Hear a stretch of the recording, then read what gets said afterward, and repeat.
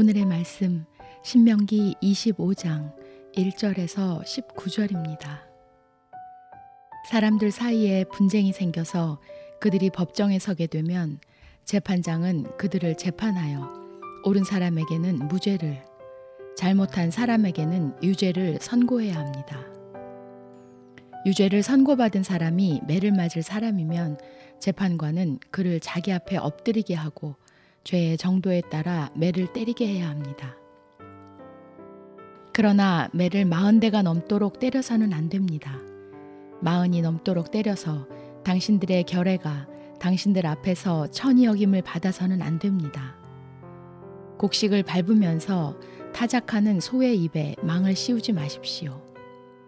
형제들이 함께 살다가 그 가운데 한 사람이 아들이 없이 죽었을 때에 그 죽은 사람의 아내는 딴 집안의 남자와 결혼하지 못합니다. 남편의 형제 한 사람이 그 여자에게 가서 그 여자를 아내로 맞아 그의 남편의 형제된 의무를 다해야 합니다. 그래서 그 여자가 낳은 첫 아들은 죽은 형제의 이름을 이어받게 하여 이스라엘 가운데서 그 이름이 끊어지지 않게 해야 합니다. 그 남자가 자기 형제의 아내와 결혼하는 것을 기뻐하지 않을 경우에 홀로 남은 그 형제의 아내는 성문 위의 회관에 있는 장로들에게 가서 남편의 형제가 자기 형제의 이름을 이스라엘 가운데서 잊기를 바라지 않으며 남편의 형제의 의무도 나에게 하지 않고 있습니다 하고 호소해야 합니다. 그러면 그 성읍의 장로들이 그를 불러다가 권면하십시오.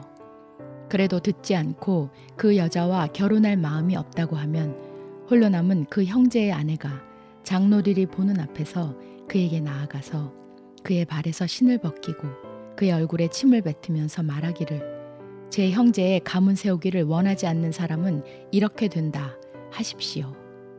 그 다음부터는 이스라엘 가운데서 그의 이름이 신벗긴 자의 집안이라고 불릴 것입니다. 두 남자가 싸울 때에 한쪽 남자의 아내가 얻어맞은 남편을 도울 생각으로 가까이 가서 손을 내밀어 상대방의 음낭을 잡거든 당신들은 그 여인의 손을 자르십시오. 조금도 동정심을 가지지 마십시오. 당신들은 주머니에 크고 작은 다른 저울추를 2개 가지고 있어서는 안 됩니다. 당신들의 집에 크고 작은 다른 되가 2개 있어서도 안 됩니다. 당신들은 바르고 확실한 저울추와 바르고 확실한 되를 사용하십시오. 그러면 주 당신들의 하나님이 주시는 땅에서 당신들이 오래 살 것입니다. 틀리는 추와 되를 가지고 속임수를 쓰는 사람은 누구든지 주 당신들의 하나님이 싫어하십니다. 당신들이 이집트에서 나오던 길에 아말렉 사람이 당신들에게 한 일을 기억하십시오. 그들은 당신들이 피곤하고 지쳤을 때에 길에서 당신들을 만나 당신들 뒤에 처진 사람들을 모조리 쳐 죽였습니다. 그들은 하나님을 두려워할 줄 모르는 자들입니다. 주 당신들의 하나님이 유산으로 주셔서 당신들로 차지하게 하시는 땅에서 주 당신들의 하나님이 당신들 사방의 적들을 물리치셔서 당신들로 안식을 누리게 하실 때에 당신들은 하늘 아래에서 아말렉 사람을 흔적도 없이 없애버려야 합니다. 이것을 잊지 말아야 합니다.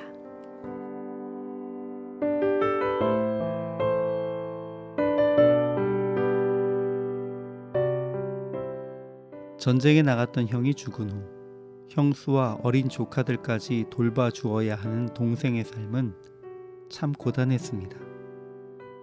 그래도 결혼해서 자기 가정을 꾸리기 전까지는 그럭저럭 할만했는데 이제 자기 가정을 꾸리고 자식도 낳고 그러다 보니 힘에 부치는 것은 어쩔 수 없습니다. 더구나 아내는 각별히 형수와 조카들을 돌보는 남편을 의심하기까지 합니다. 그럴 거면 차라리 가서 형수하고 살아. 이렇게 거친 말을 하기까지도 합니다. 현실적으로 형에 대한 책임을 다하기 위해 남겨진 가족을 돌본다는 것은 많은 자기의 희생을 전제로 합니다.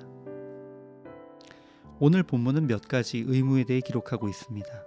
이스라엘의 재판장은 공의에 따라 재판해야 할 의무를 가지고 있습니다. 그러나 형제의 생명과 권리를 경히 여겨서도 안 되기 때문에 태형을 명할 수는 있지만 40대를 넘기게 쳐서도 안 됩니다. 형제들은 아들이 없는 죽은 형제를 위해 그 아내를 맞이하고 첫 아들은 죽은 형제의 이름으로 대를 잇도록 하는 의무를 가집니다. 또 상거래를 하는 이들은 물건을 계량하기 위해 공정한 처울추를 사용해야 하는 의무를 가집니다. 속이기 위해서 2개의 추를 사용해서는 안 됩니다. 그런데 여기서 공정한 재판이나 공정한 저울추의 사용이 나에게 손해를 보게 하진 않습니다. 그런데 형제의 아내를 맞아들이고 또 그 아들은 형제의 이름으로 대를 이어야 한다는 것은 사실상 여러 면에서 손해를 감수해야 합니다. 현실적으로 이렇게 형제를 위해 책임을 지는 것이 가능할지 모르겠습니다.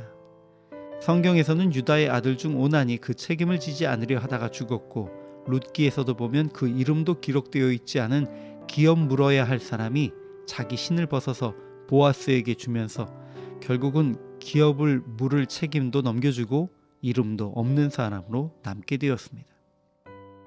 물론 오늘날 형이나 동생이 죽었다고 해서 형수나 제수를 아내로 삼고 자녀를 형제의 이름으로 대를 잇게 하는 일은 더 이상 없습니다. 그러나 우리는 하나님께서 나의 손해를 감수하면서까지 책임지거나 의지할 곳이 없는 사람에 대해 그들의 책임을 감당하라 하시는 명령의 의미는 기억해야 합니다. 공동체의 유지를 위해 얼마간의 희생을 감수하도록 하시는 것이 하나님의 원리입니다. 모든 것을 떠나서 대의를 위해 조그마한 희생은 스스로 감수할 줄 아는 우리가 되어야 하겠습니다. 그 조그마한 것도 내려놓지 않겠다고 아둥바둥하다가 하나님 앞에 이름도 없이 신 벗김 받은 자라고 칭함받는 여러분이 되지 않기를 바랍니다.